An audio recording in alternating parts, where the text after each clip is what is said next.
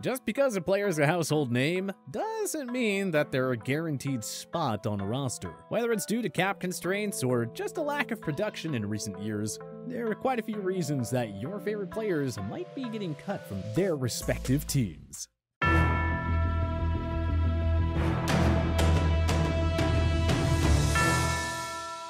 With free agency and the draft behind us, NFL rosters are now overflowing with players. Not all these guys can make the team come week 1, however, so it's only a matter of time before several big-name veterans are given their walking papers. Some of these guys could still get traded, but the market just doesn't appear to be there at the moment. As such, don't be surprised if these 10 notable names are among the next wave of roster cuts.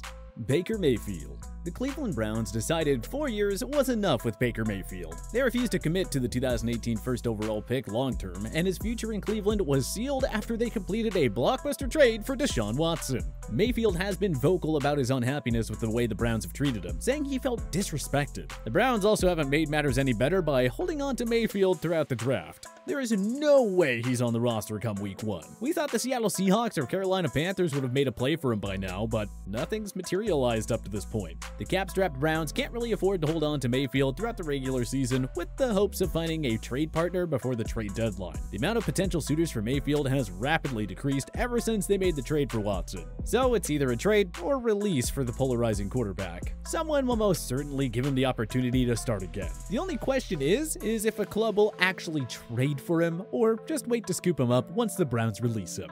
Jimmy Garoppolo. It's quite surprising that Garoppolo remains with the San Francisco 49ers following the draft. I could have sworn that somebody would have made a trade for him by now.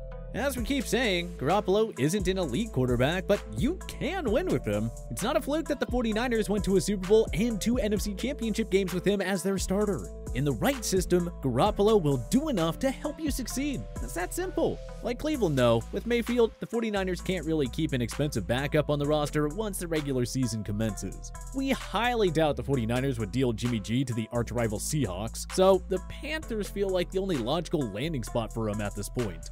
But Carolina found their hopeful QB of the future in Matt Corral during the draft. And if that doesn't work out, there are still some other options out there, including the aforementioned Mayfield. The bottom line is, if the 49ers don't find a taker for Garoppolo, don't be surprised if GM John Lynch opts to release him. San Fran obviously isn't going to get a whole lot in return for him at this point, and the offseason surgery on his throwing shoulder only complicates matters. It's the Trey Lance show now in San Fran, which means it's time for them to move on from Jimmy G, even if that means releasing him.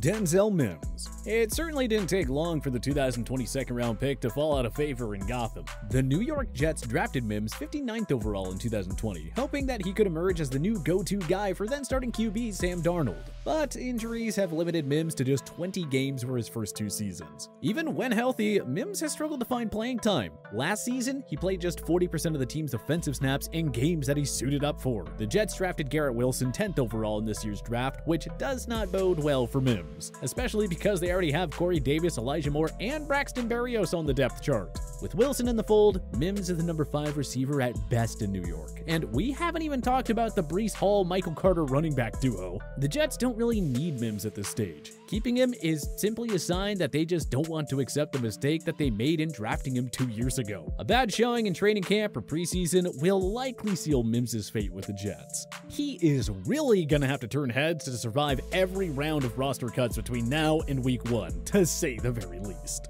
Clelin Ferrell. We're old enough to remember when the Raiders drafted Clelin Ferrell 4th overall in 2019. It was seen as a giant reach at the time, and 3 years later, it turned out to be a giant waste of a pick. Ferrell recorded just 8 sacks over his first 3 seasons and started only 26 games.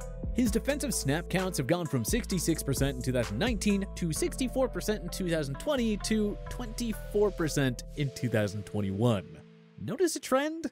Ferrell has fallen more and more out of favor with Raiders coaches in each passing year. That is not a great sign when it comes to evaluating his job stability. And let's not forget that Raiders GM Dave Ziegler and head coach Josh McDaniels weren't here when the Raiders drafted Ferrell, nor was new defensive coordinator Patrick Graham. And with Chandler Jones and Max Crosby patrolling the front 7, the Raiders don't really need Ferrell at this point. Honestly, there are so many better defensive linemen out there who are available for a much cheaper price. Unless Ferrell absolutely blows away the Raiders' new regime in training camp and preseason, it'd be quite a surprise to see him on on the roster come week 1. It really just feels like a matter of time until they part ways with him, don't you think? JALEN REAGOR. We'll give Howie Roseman this. Trading for Tennessee Titans superstar wideout A.J. Brown is one way of making up for perhaps one of the biggest draft mistakes that franchise has ever made. In case you forgot, the Eagles took JALEN REAGOR with the number 21 selection in the 2020 NFL Draft. The next pick? LSU product Justin Jefferson, who has quickly emerged as one of the top young wideouts in the league. As for REAGOR, it hasn't been so pretty in the city of brotherly love. REAGOR recorded just 64 receptions for 695 yards and 3 touchdowns over the 2020 and 2021 seasons. Yeah, that ain't gonna cut it. The Eagles now have a prolific receiving duo in Brown and Devontae Smith. Throw in a standout tight end like Dallas Goedert, and there really isn't much room for REAGOR here. It might be best for the Eagles to admit their mistake and move forward without him. Hard to envision REAGOR breaking out with Brown now on the roster, and with Smith poised to build off a superb rookie campaign. Chuck Clark. There's nothing to dislike about Clark's game or his bargain $15.3 million contract. But the well-respected Ravens veteran safety is no longer needed following a pair of blockbuster moves by GM Eric DeCosta. In free agency, the Ravens signed former Saints star safety Marcus Williams to a 5-year, $70 million deal. Just over a month later, to the pleasant surprise of DeCosta in Baltimore, prized Notre Dame safety Kyle Hamilton remained on the board when they picked in the number 14 spot of the draft. Those two moves combined make Clark very expendable, as Baltimore does not need 3 starting caliber safeties on the roster. Hamilton is starting right away, and Clark isn't going to take snaps away from Williams after they gave him that monster contract. The Ravens should be able to find interested parties for Clark, but if a deal doesn't materialize, DeCosta and John Harbaugh may have to make the tough decision of cutting him. Darius Slayton.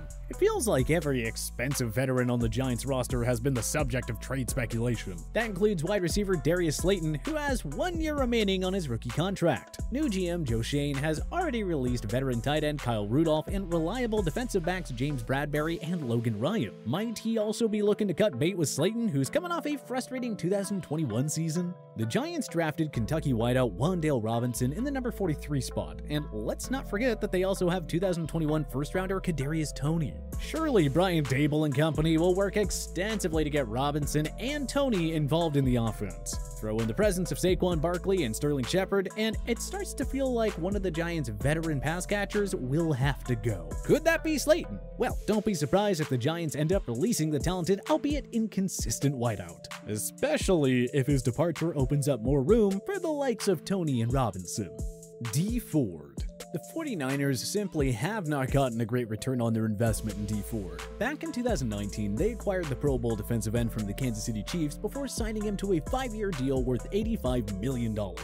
A string of injuries, including a neck injury that has his long-term career in question, have limited Ford to 18 games over 3 seasons in San Francisco. He has 9.5 sacks in those games, which isn't bad, but also not worthy of the contract the 49ers gave him. Though Ford agreed to a restructured deal that opened up just under $5 million in cap room, it still feels like he's on borrowed time in San Francisco. The 49ers already have prolific pass rushers in Nick Bosa, Eric Armstead, and rookie Drake Jackson, who was taken 61st overall. 2020 first-rounder Javon Kinlaw will also vie for more playing time, making Ford that much more expendable. At this point, it just feels like the 49ers are keeping Ford because they are clinging to hope that the trade and his mammoth extension will eventually pay off. But that hasn't been the case through his first 3 seasons in the Bay Area. Perhaps Lynch and company will finally give up before week 1 rolls around. Stay tuned.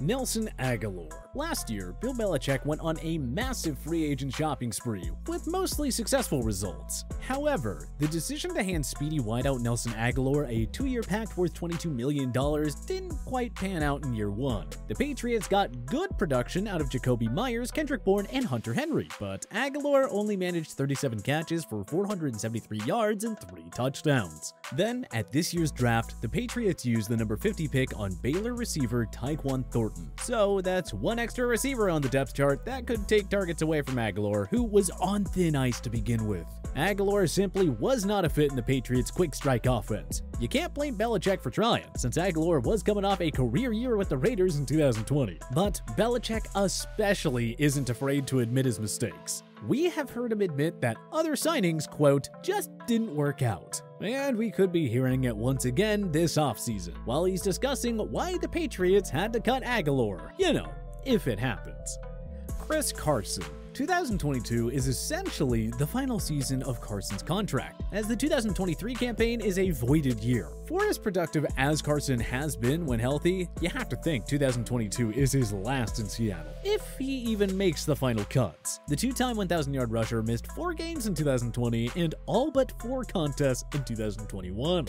It's not just his injury history that makes Carson a surprise roster cut. Seattle drafted Michigan State product Kenneth Walker III with the 41st overall pick. This came after they brought back Rashad Penny on a 1-year pact. Penny, of course, filled in nicely for the injured Carson last year. Walker undoubtedly has the highest upside among these 3. There's a reason he was viewed as the best running back in this class. But if Pete Carroll and company don't want him to be the lead back right away, you have to think they'll roll with Penny. The bottom line is that Carson is now officially expendable, and the Seahawks can absolutely get by without him. You don't need 3 starting caliber running backs on your roster, especially when the highest paid one might be the worst of the 3. Penny deserves a chance to build off a career year. Walker deserves his fair share of carries early and often. So add it all up, and it makes sense for Seattle to cut bait with Carson, in the same offseason that already saw them part ways with Bobby Wagner and Russell Wilson.